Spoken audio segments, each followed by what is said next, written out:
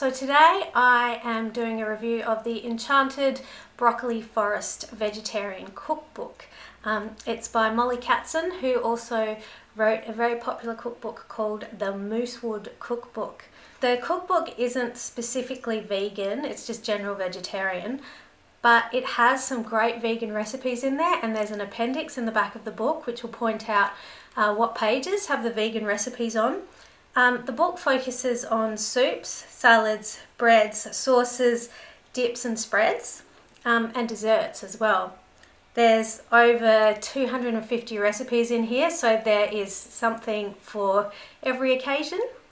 One of the great features of this book is there's a tips section which gives you clues on how to actually improvise with your own cooking, so you don't necessarily have to follow a recipe step by step. It's got all these clues about what spices are used in different cultures and herbs and things.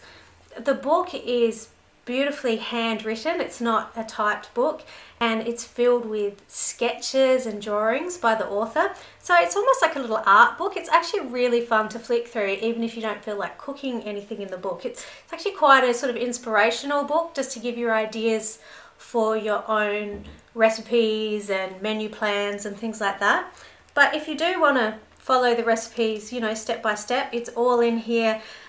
She lays out everything really well with lists of ingredients and everything you need. I did try cooking one thing from the book, and it was from the soups category. There's some really interesting soups in there. There's a curried apple, sesame egg drop, dilled vegetable and barley. There's cold soups like green gazpachos and your regular red gazpachos. There's hot soups.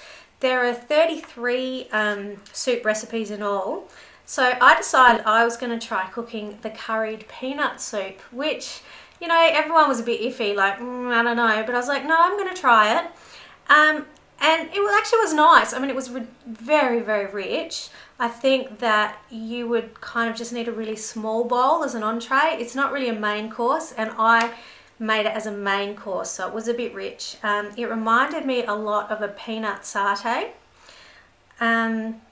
But no, it was good. It was very unusual. Now, the other things that took my fancy in there, I haven't actually tried cooking them, were the vegetable flecked bread. And also there's a carob swirl bread, which looks pretty amazing. And I'm incredibly curious about the carob pumpernickel.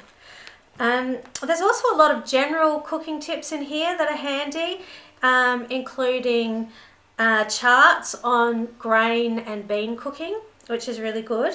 There's recipes for pie crusts. There's so many great bread recipes in here. And yeah, it is just really a good resource for inspiration. And also, I have to say, the tofu section is great. There's all sorts of tofu dishes, including tofu and vegetable soup and pies and things like that.